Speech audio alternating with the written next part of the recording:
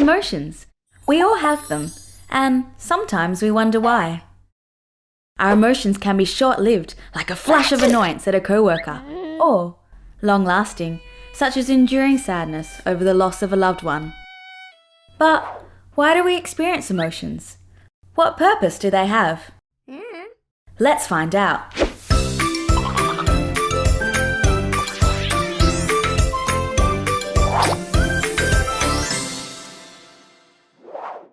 Thanks to the work of a few researchers, we can theorize on a few reasons why we feel emotions. Number 1, emotions help us survive. Naturalist Charles Darwin believed that emotions are adaptations that allow us humans to survive. When we lived in the wild, we needed emotions in order to react quickly to dangerous situations.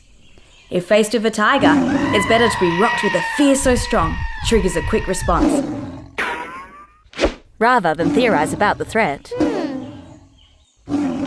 If you want to create a system that works hard to survive, make it conscious and emotional. It will want to keep itself around.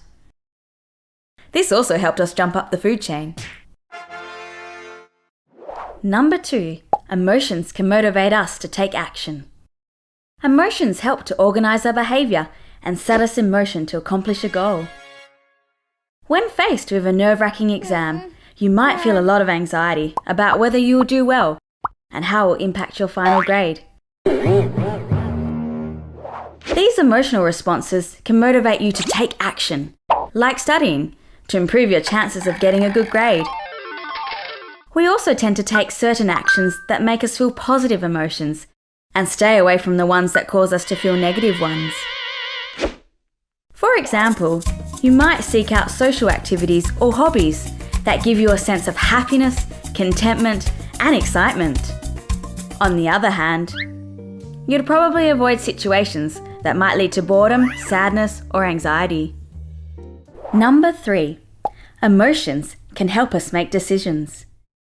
Our emotions have a major influence on the decisions we make, from what we decide to have for breakfast, to which candidates we choose to vote for in political elections.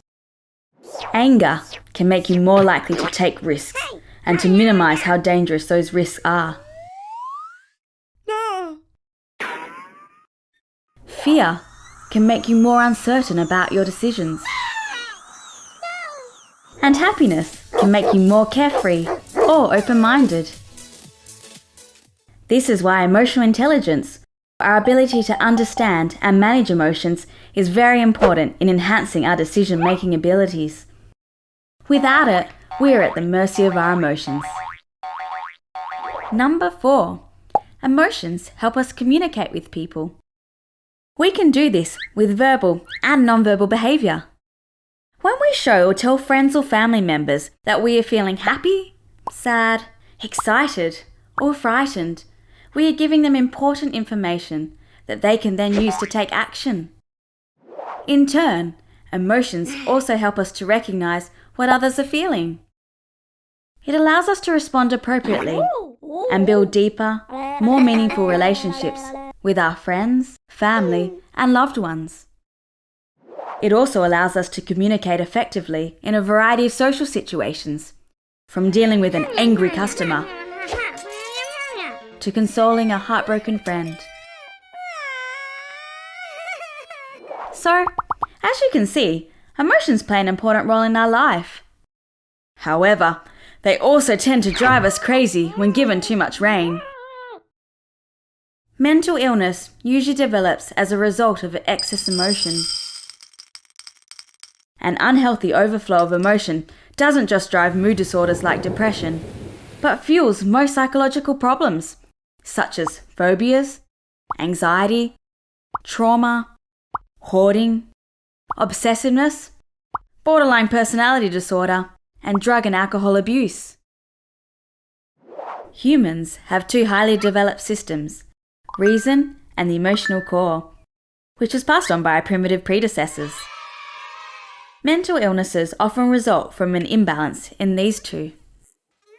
Even though emotions like fear used to be helpful in the wild, they're less efficient helpmates in modern civilized life.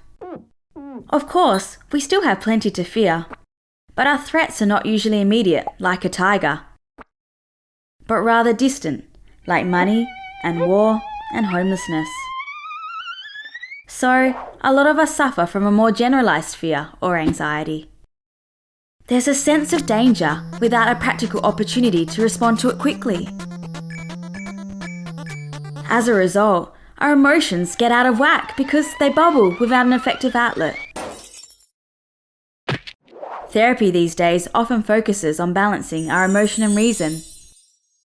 This way, we don't let our emotions overrun us and keep our systems in balance too. This is no easy task though, but like with everything else, practice makes perfect. So, as we have learnt, our emotions serve a wide variety of purposes and play a critical role in how we live our lives, from how we engage with others to the decisions we make. But if left unchecked, they can be quite troublesome. So it's a good idea to familiarise ourselves with our emotions and boost your emotional intelligence to new levels. We hope you found this video enlightening and fun, but we also encourage you to continue exploring this subject. There's always more to learn and discover. So don't stop here. Please have a look at the links in the description below for more information.